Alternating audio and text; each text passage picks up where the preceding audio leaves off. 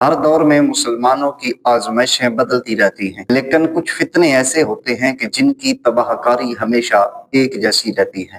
انہی فتنوں میں سے ایک فتنہ بے حیائی کا فتنہ ہے۔ ایک وقت تھا مسلمانوں کے دلوں کے اندر اللہ کا خوف ہوتا تھا، دل اللہ کے خوف سے لرز جایا کرتے تھے، آنکھیں اللہ کے خوف سے آنسو بہایا کرتی تھی، زبانوں پہ قرآن کے نغمے جاری رہتے تھے، دلوں میں اللہ اور اس کے محبوب صلی اللہ علیہ وآلہ وسلم کی محبت ہوا کرتی تھی۔ لیکن بے حیائی کا فتنہ آہستہ آہستہ اس امت کو ایمان کو دیمک کی طرح چاٹ رہا ہے، اور ہم بال واسطہ یا بلا واسطہ ان فتنوں میں مبتلا ہو چکے ہیں۔ ہم یا خود گناہ کرتے ہیں یا گناہوں کو، بے حیائی کو پھیلانے کا سبب بنتے ہیں۔ اللہ کریم نے قرآن مجید فرقان حمید کے اندر بڑے واضح طور پہ ارشاد فرمایا، ان الذین یحبون ان تشیع الفاحشۃ فی الذین آمنوا لهم عذاب علیم فی الدنیا والآخرہ واللہ یعلم وانتم لا تعلمون۔ اور جو لوگ یہ چاہتے ہیں کہ مسلمانوں میں بے حیائی کو پھیلا دیا جائے تو پھر یاد رکھو،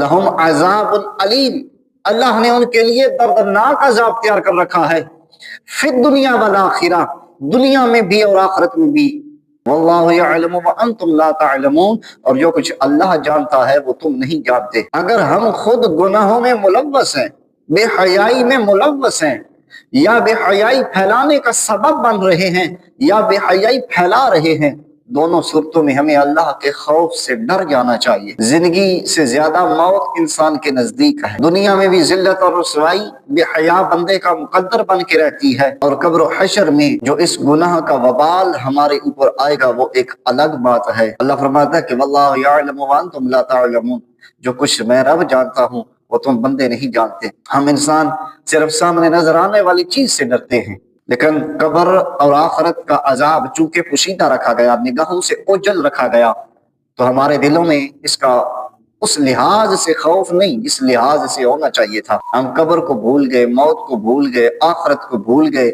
آخرت کے حساب و کتاب کو بھول گئے، دنیاوی زندگی کے رسیا ہو گئے ہم۔ اکثر گناہوں کی بنیاد نظر سے رکھی جاتی ہے۔ انسان کسی کو دیکھتا ہے، پھر دل اس کی طرف متوجہ ہوتا ہے، پھر انسان عمل کی طرف قدم بڑھاتا ہے، تو جو سبب بنتا ہے بے حیائی کی طرف جانے کا وہ انسان کی نگاہیں بنتی ہیں۔